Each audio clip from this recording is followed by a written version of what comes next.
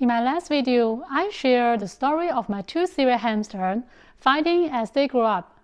That night, I temporarily separated them, letting the older brother, Oreo, stay in a smaller cage for the night to ensure their safety.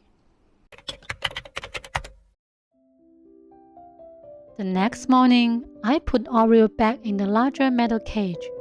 Since hamsters usually sleep during the day, the chances of fighting were low, and the larger cage provided them with more comfort. Well, before evening, I needed to plan their separation before they became active again.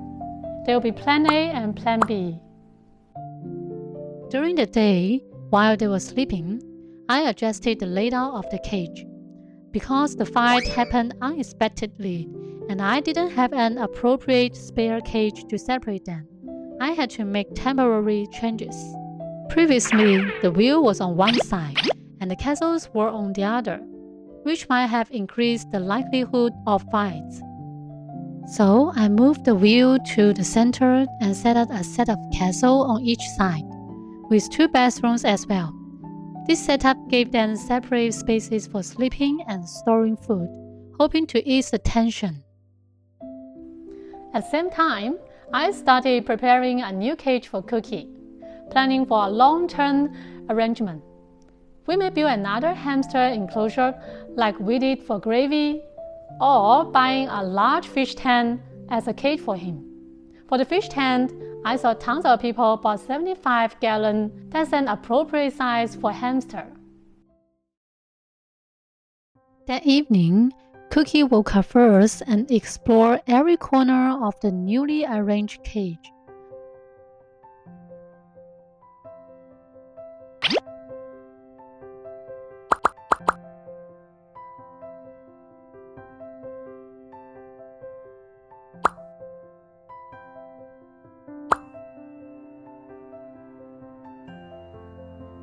Later, Oreo also woke up, and the two of them explored the updated layout peacefully. However, I noticed Cookie was still quite afraid of his brother Oreo. Due to his smaller size, he suffered more injuries during their previous fight. Now he often climbed to the tallest castle on the left side, as if trying to escape the cage. Whenever he saw Oreo approaching, he would quickly hide on the other side, no longer bathing or sleeping together as they did when they were younger.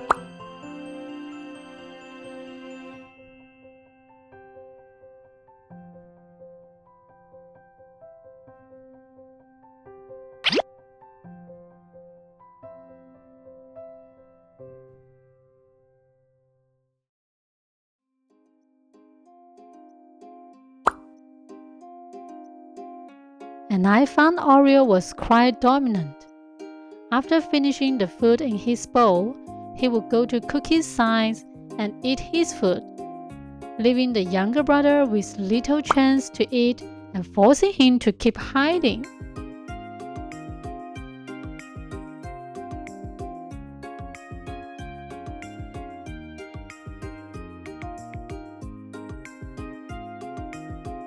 And then the older brother would collect the food and quickly hide it in his burrow.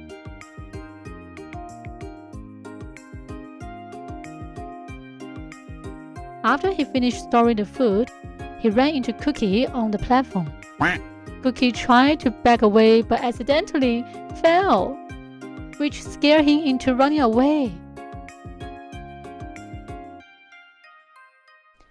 After observing how these two brothers interact, I realized that living together was no longer an option for them. So I decided to try using a fish tank as a temporary cage for Cookie. I went to the pet store to pick up a tank. Although they have a large 75-gallon tank, but it didn't come with a proper lid. As a result, I settled on a 40-gallon tank with a breathable mesh lid. In the meantime, I'm going to make another wooden cage myself for long-term use. Once I got home, I immediately started setting up Cookie's new home. Since the fish tank is small and only a temporary solution, I placed a few small hideouts, a glass bowl for bathing sand, and a platform to hold water and a food bowl. And you can see on the left side, I put his running wheel over there. After setting everything up, the space felt a bit tight, so I put 10 inches of bedding to ensure he had enough burrowing room. With everything ready, Cookie officially moved into his temporary home. While it's not very spacious, at least he won't have to deal with fight with his brother anymore, and can finally sleep peacefully every night. This was my first time using a fish tank as a hamster cage. Even though it was just a temporary setup, I already noticed some pros and cons. You know, a fish tank made of glass is incredibly easy to clean and doesn't attract any beddings like acrylic does. Like this one, I found the beddings are easy to stick on the acrylic surface, make it kind of hard to take a look at your hamsters. Plus, the fish tank is very sturdy, so there's no need to worry about the little hamster chewing a hole and escaping. However, its weight makes it quite heavy, so it's better to place it on the floor or on a very sturdy table. Additionally, finding a suitable lid can be tricky, so you may have to order a custom one or make it yourself. On Cookie's first day in his new home, he seemed particularly excited.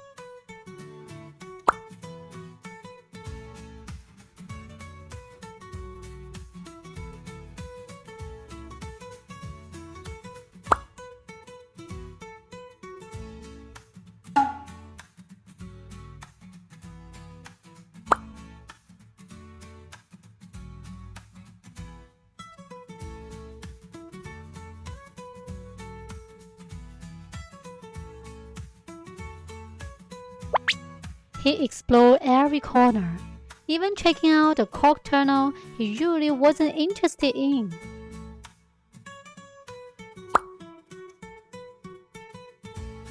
However, what delighted him the most was the flax seeds, which he nearly finished off in one go. But due to the limited space of the fish tank, Cookie could stand on his hideout and pick out. Of course, I make sure to keep the lid on to prevent any great escapes. While the temporary setup was ready, the larger cage we are planning to build will still take a few days to complete. So over these few days, I realized how much the small cage impacted Cookie. For instance, on the second night, I found Cookie standing in his sand bath, chewing on the plastic part at the top of the tank. Sometimes he would climb onto the hideout in front to lift the lid and chew on the edges. That so surprised me. These behaviors are actually signs of a hamster protesting against small spaces. And even though I make sure to take him out daily for extended free roaming time, the small tank was clearly uncomfortable for him. Later in the evening, after playing on the bedding, he began burrowing. And by the next morning, most of the beddings under the running wheel had been dug out, burying half of the running wheel, which made it unusable overnight.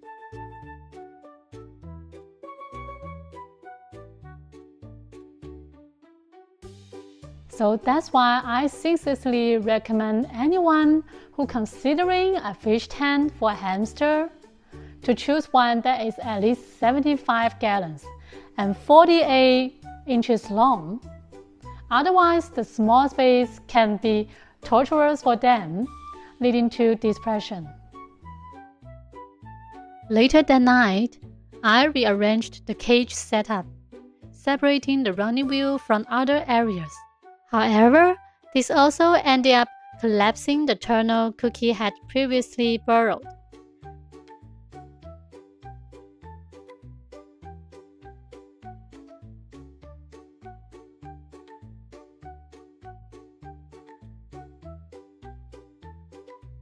When he woke up, he carried the walnut I gave him and circled the running wheel several times, trying to locate the entrance to his previous food story.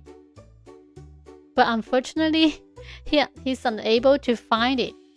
He just kept circling, trying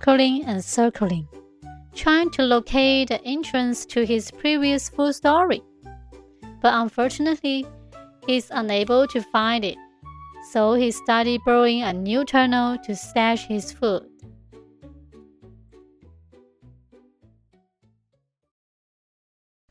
So from the experience of separating the two brothers after they fight, I truly want to advise anyone considering housing hamsters together to reconsider. I was so fortunate to catch the problem early before any serious injuries occurred. But I heard some stories of people finding one hamster dead the morning after a fight, which is truly heartbreaking. I hope everyone can learn from this and prevent such tragedies from happening. So for now, someone may ask why we rarely see the hamster fighting in pet store. The reason for this comes down for two things. First, hamsters in stores are still young, so they don't have strong territorial instincts yet. And second, since hamsters are nocturnal, they are usually asleep during the day, and fights are more likely to happen at night when they are active. So when you see a group of hamsters cuddling and playing together in a store, don't assume that they can live together peacefully at home. So I think the staff who told me hamsters could live together because it makes things easier for them to sell. So I hope sharing my experience help you avoid a similar situation. And I will make another DIY enclosure for Cookie as soon as possible and show you in my next video. Thanks for watching. Bye bye!